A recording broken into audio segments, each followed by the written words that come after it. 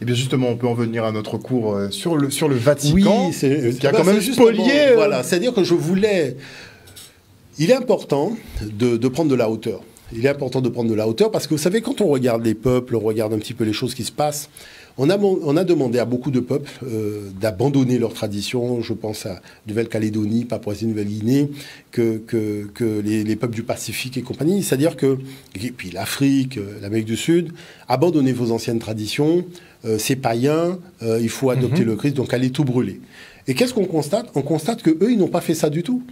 C'est-à-dire que le Vatican a recyclé tous les éléments païens de la Rome antique et on a fait finalement des éléments de culte de la religion.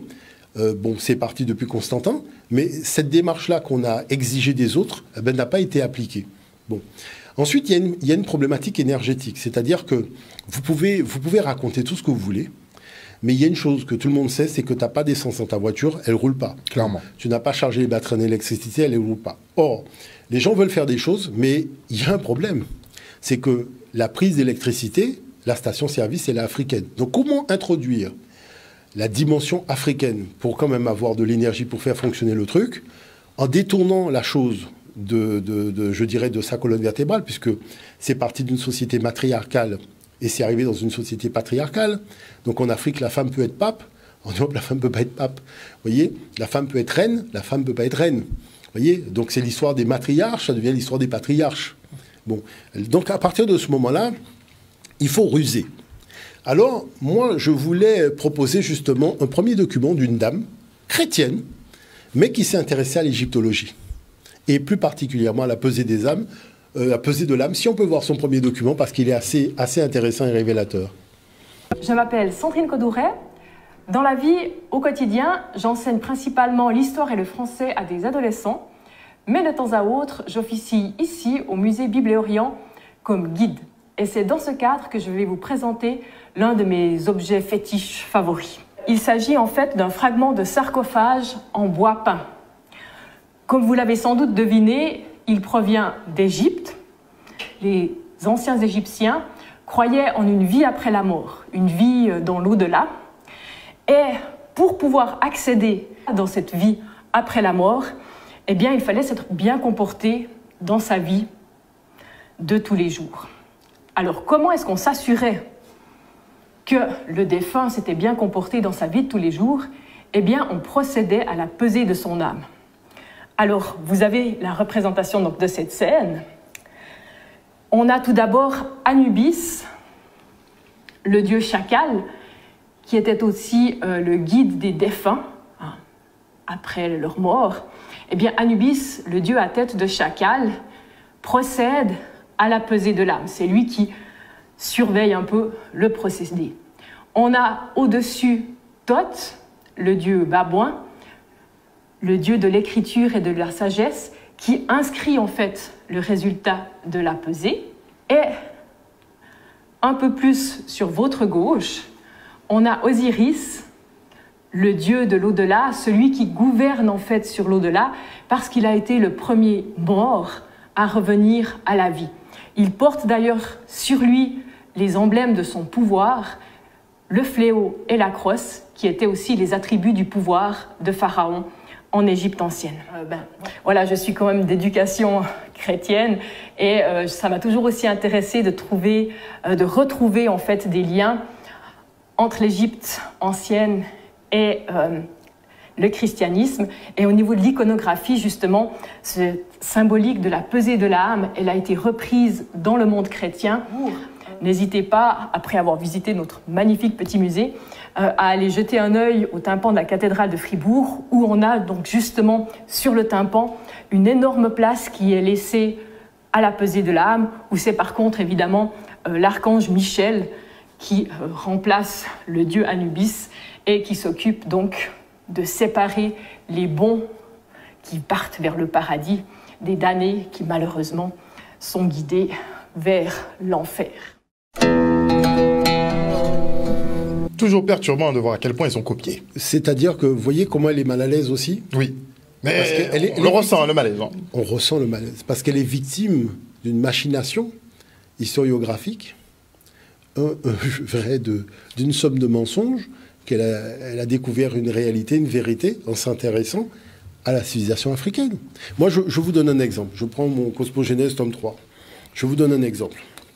Dans Matthieu, à propos de Dieu qui parle de son Fils, Jésus, voilà, il dit « Et voici une voix du ciel disant, ceci est mon Fils bien-aimé, avec qui je suis bienheureux. » Vous prenez le texte des pyramides, vous avez Dieu qui dit « Ceci est mon Fils, mon premier-né, l'ouvreur de mes entrailles, c'est mon Fils Oussiré, mon bien-aimé, avec qui je suis bienheureux. » Vous voyez? C'est-à-dire qu'il faut comprendre ça. C'est de ça dont elle parle, la dame.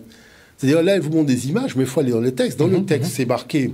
Là, c'était marqué « Jed Medou In, Ouzir, Nebnehehe, Krenti Menetio ». D'accord? Ça veut dire « Ainsi par là, Oussiré, le Seigneur de l'éternité ». D'accord? Celui qui accorde la vie éternelle, le premier ressuscité d'entre les morts. Celui qui préside à tous ceux qui sont appelés à la résurrection. C'est ça qui est écrit. C'est pour ça qu'il faut savoir lire. Vous voyez? Et elle vous dit le Anubis qui est là, hein, c'est en fait le Saint-Michel chrétien qui va... Donc vous voyez, c'est pour ça que je dis, vous voyez, quand j'ai mis le mystère des divinités africaines transmuées en Saint chrétien, je veux simplement montrer que c'est pas une affaire de couleur de peau, c'est une affaire de sincérité historiographique et aussi de sincérité spirituelle. Peu importe qui vous êtes, l'ethnie que vous représentez ou la variété humaine que vous représentez, la langue que vous avez, devant les faits, vous constatez bien qu'il y a eu emprunt. Donc ça, c'est important de le signifier. Maintenant, regardons le document 2, parce que c'est une conférence qui a été donnée. Vous allez voir à quel point la chose a été quand même à ce niveau-là. Ce soir, le sujet, c'est l'Égypte. L'Égypte s'invite à Rome. Rome est la ville du monde où il y a le plus d'obélisques égyptiens, après l'Égypte, bien sûr.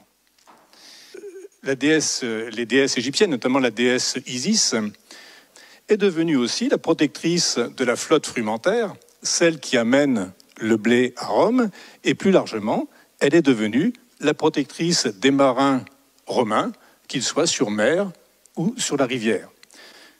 Regardez cette peinture qu'un entrepreneur de transport a fait peindre dans sa tombe. Eh bien, regardez comment il a appelé son navire, l'Isis Giminiana. Il lui a donné le nom de la déesse Isis. Une autre fonction des obélisques qui est fréquente, c'est d'être installé sur la spina des cirques, au milieu, sur l'arête centrale des cirques. Et les chevaux tournaient donc autour de ces obélisques qui symbolisaient à la fois le soleil, mais aussi le pouvoir, la puissance de l'empereur qui les avait rapportés d'Égypte. Celui qui est sur la place Saint-Pierre au Vatican se trouvait sur la spina du cirque de Néron, qui était juste à côté. C'est le seul obélisque qui soit resté debout. Il a été déplacé, mais au Moyen-Âge, tous les autres étaient tombés, sauf celui-là. On nous avait dit une fois que s'ils pouvaient partir avec les pyramides... Totalement. Ils auraient transféré les pyramides. Ce qui est très étrange, c'est que Néron, c'est quand même l'empereur le plus sanguinaire, le plus tyran, c'est lui qui a fait couler le plus de sang. Enfin, il faut savoir que quand il parle de la spina et du cirque de Néron, c'était un carnage tous les week-ends. Hein.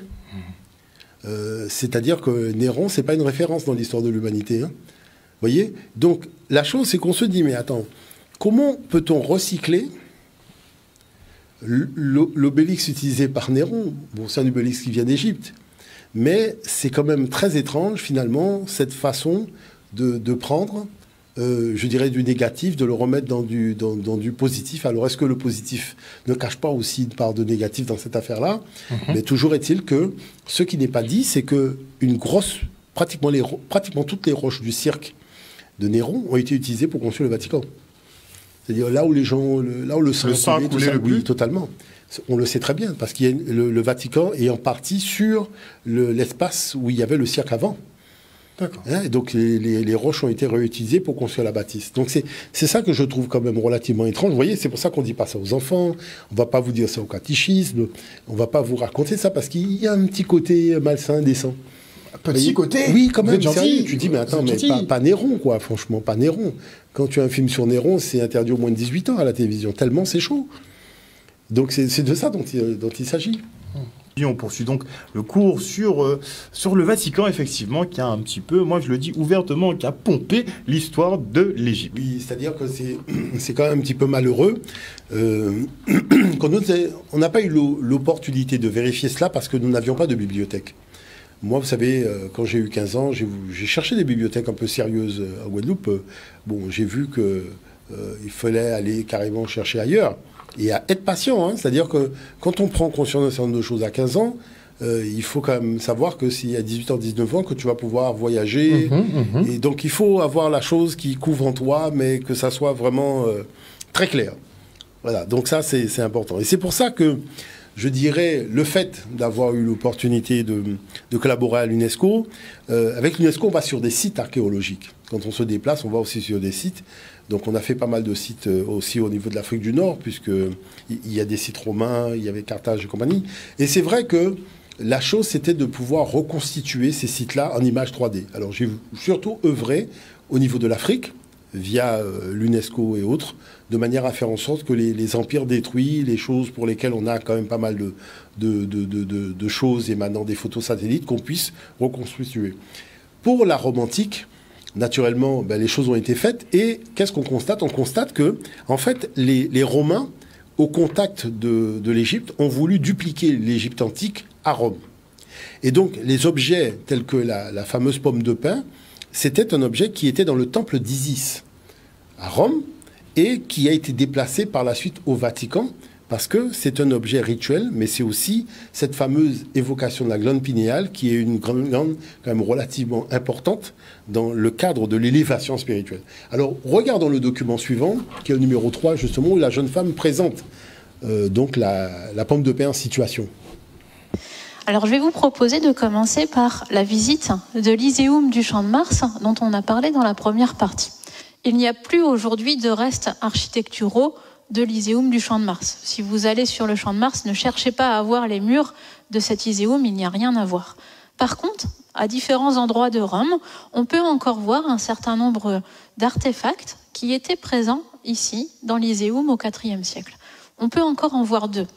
On peut voir, par exemple, dans les jardins du musée du Vatican, cette sculpture en forme de pomme de pin, en bronze, qui était placée dans l'Iséum au-dessus d'une fontaine. Voilà comment il se présentait au IVe siècle. Voilà comment la sculpture, aujourd'hui, a été réutilisée dans les jardins des musées du Vatican. Alors vous voyez que la couleur a un petit peu changé parce que le bronze s'est tout simplement oxydé. Quand je vais revenir au modèle virtuel, vous verrez que derrière la fontaine, on a un obélisque. Eh bien, cet obélisque, c'est celui de la place Navone. C'est celui où il y a les fameuses formules en l'honneur de Domitien, assez dithyrambiques. Donc, l'obélisque de la place Navone, dans l'Antiquité, il était ici, dans la cour, qui faisait la transition entre un espace dédié à Sérapis à ma droite et l'Iséum à ma gauche. Alors, l'espace dédié à Isis, vous allez voir, il est d'un style assez différent. Il est beaucoup plus marqué par un style égyptisant. Et regardez, dès qu'on arrive dans cette cour, nous sommes devant un dromos. Alors qu'est-ce que c'est qu'un dromos? C'est une grande allée classique dans l'architecture égyptienne, une grande allée qui menait au temple égyptien. Alors je vais vous montrer le dromos du temple de Luxor. C'est probablement cette architecture-là, cette architecture égyptienne, qui a inspiré les Romains pour construire l'Iséum sur le Champ de Mars. La différence entre l'Iséum et le dromos de Luxor, c'est qu'à Luxor, vous voyez, ce sont des sphinx de chaque côté de l'allée centrale. En fait, à Rome, devant l'Iséum, il y avait probablement une alternance de sphinx et de lions. Et ces lions, certains ont été retrouvés, les sphinx aussi d'ailleurs, on peut les voir dans les musées du Vatican. En voici ici un très bel exemplaire qui a été importé d'Égypte.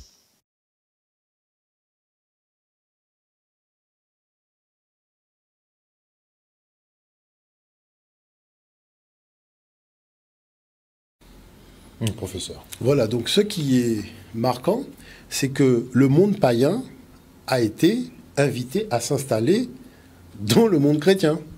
Mais les autres peuples n'ont pas pu le faire. Les autres peuples, c'est-à-dire quand vous regardez tous ces peuples, moi j'ai eu l'occasion de faire un congrès des peuples colonisés par l'Occident, c'est impressionnant de voir les témoignages des souverains des quatre coins de la planète.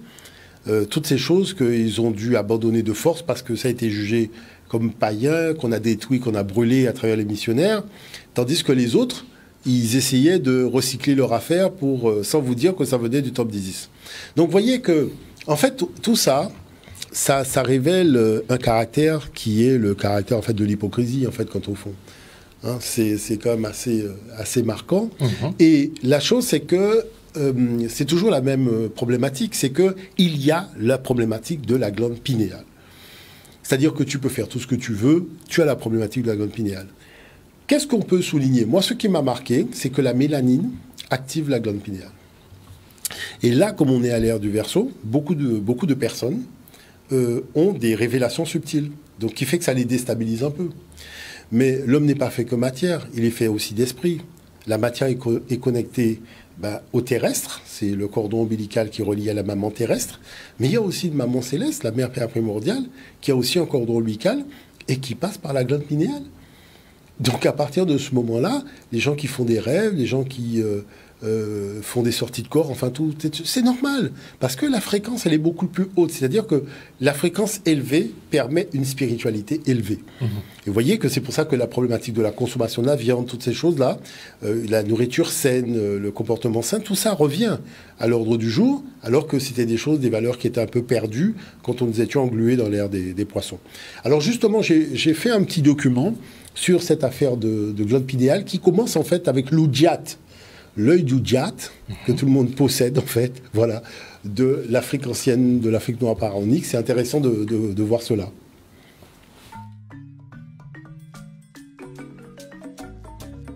En Égypte ancienne, le troisième œil était nommé Udjat, à savoir l'œil d'Horus, l'œil qui voit tout. La coupe d'un cerveau humain dans la longueur révèle ainsi l'emplacement secret de l'Udjat, à l'intérieur du cerveau humain. L'Udjat, sous la forme de la pomme de pin, évoque encore la glande pinéale, dite aussi épiphyse, comme on peut le voir dans certains temples d'Égypte. Sur le plan biologique, l'épiphyse produit la mélatonine, qui stimule le sommeil, entre autres, la sérotonine, qui stimule la croissance, et l'endorphine, qui stimule la sensation de bonheur. Les traditions initiatiques anciennes connaissaient l'importance de la glande pinéale dans l'évolution spirituelle. Par exemple, Tammuz, le dieu de l'abondance mésopotamien, tient parfois une pomme de pin dans la main.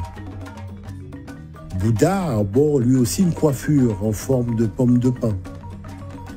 En Inde, c'est le chakra Ajna des divinités.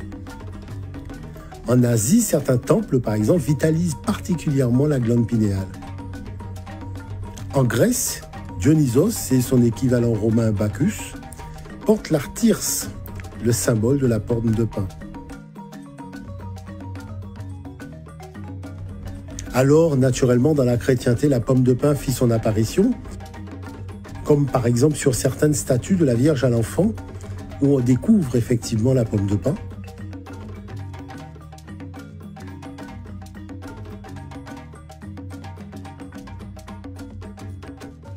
Puis il y a l'énorme pomme de pin du Vatican, évoquant elle aussi la glande pinéale. Les papes tiennent aussi ce symbole pour marquer, dit-on, l'union du ciel et de la terre. Et puis il y a sa dernière version moderne, toujours au Vatican, faite par l'artiste Arnaldo Pomodoro. C'est une pomme de pin en bronze qui évoque la pomme de pin d'or.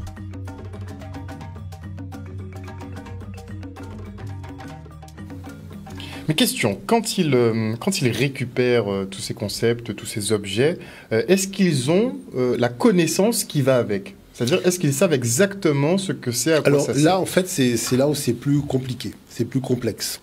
La chose qu'on peut dire, c'est que nous sommes arrivés dans du grand n'importe quoi. Ça, il faut quand même le savoir, la chrétienté, c'est du grand n'importe quoi. Alors pourquoi? Il faut savoir que dans le cadre du fonctionnement de la spiritualité, tout le monde ne peut pas assister à une scène rituelle. Par exemple, quand vous prenez l'Eucharistie qui se déroulait dans le secret des temples de l'Égypte, il n'y avait que les prêtres chevronnés qui assistaient à la scène. Pourquoi ?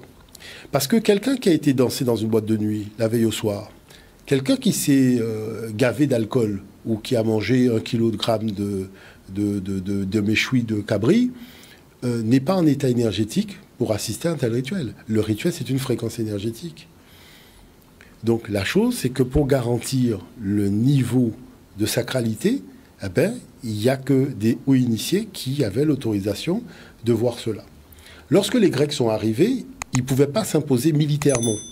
C'est-à-dire que le fait de s'imposer comme l'Occident a l'habitude de le faire, imposer sa culture, imposer son armée, c'était compliqué. Parce que là, on a un Occident naissant qui découvre à peine la connaissance. Donc, ils ont transmuté les divinités africaines en divinités occidentales et ont blanchi les personnages. C'est pour ça qu'Osiris, qui était noir, est devenu Jésus qui est blanc. Donc, la Vierge Marie qui était noire, Maria Asceta, est devenue une Vierge Marie blanche.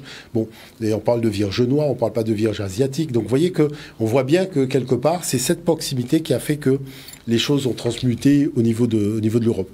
Maintenant, il fallait gagner du temps. Donc, ils ont recherché, en fait, des espèces de boosters. Et les boosters, c'est « Ah oui, donc il faut avoir une vie spirituelle à l'intérieur, comment l'avoir ?» Et donc, boum, tout le monde va bondir sur le symbole de la pomme de pin, de manière à activer sa glande pinéale. Mais est-ce que ça va changer le destin de l'humanité, le rapport de l'individu avec la conscience de l'humanité? Parce que la biodiversité, l'univers a une conscience. La glande pinéale, c'est le fait aussi de rentrer en conscience dans la connexion avec la grande matrice divine de l'univers. Et là, la chose, c'est qu'on voit que tout ça a été tout simplement une catastrophe pour l'humanité. On voit où nous en sommes en fin d'ère des poissons. C'est du grand n'importe quoi. Donc c'est pour ça que il faut savoir que les choses ne se passaient pas comme ça avant, que les gens n'allaient pas à la messe, les gens n'étaient pas autorisés à y aller, parce qu'il fallait garantir, je dirais tout simplement, un niveau énergétique pour pouvoir assister à de telles choses. Et voyant qu'il n'était pas possible de le faire en Égypte, puisqu'il y avait un refus quand même de la population et du clergé, eh bien, ils ont déclassé ça au Vatican. Et c'est au Vatican que le peuple a pu assister au rituel, ce qui ne s'était jamais fait avant.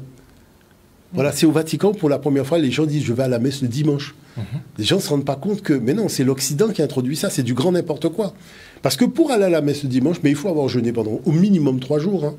Et il ne faut pas être sorti au restaurant, ni être allé en boîte de nuit. Voilà, la chose, c'est que là, tu rentres dans le truc, peu importe ce que tu as fait la veille, tu as été danser, tu n'étais même pas avec ta femme, mais tu peux rentrer à la messe le dimanche matin. C'est des choses qui sont inconcevables dans la tradition de nos ancêtres. Parce qu'il faut quand même la droiture. L'univers, c'est quand même relativement droit. C'est droit, l'univers. Donc, il faut cette droiture. Alors, justement, j'ai amené un autre document, si on peut le regarder, parce que c'est vrai que je voulais vraiment montrer un certain nombre de choses. Nous avons vu que cette énorme pomme de pin n'est autre que le symbole Oudjat égyptien, évoquant le pouvoir de la grande pinéale. Derrière cette pomme de pin se cache étrangement un sarcophage pharaonique en pierre.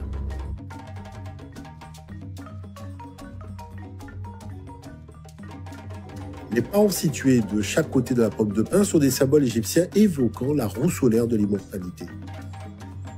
Mais maintenant, intéressons-nous à ces sculptures. Ces lions couchés exposés au Vatican sont ceux de l'avant-dernier souverain égyptien, Khéper-Khâré, dit Nectanebo Ier, qui a vécu en 380 de l'ère ancienne africaine. Ceux-ci avaient été emportés en Italie depuis la cité d'Héliopolis dans le delta du Nil, pour orner l'entrée du temple d'Isis à Rome. À propos des Africains de l'Antiquité, Plutarque nous dit qu'ils adoraient aussi le lion.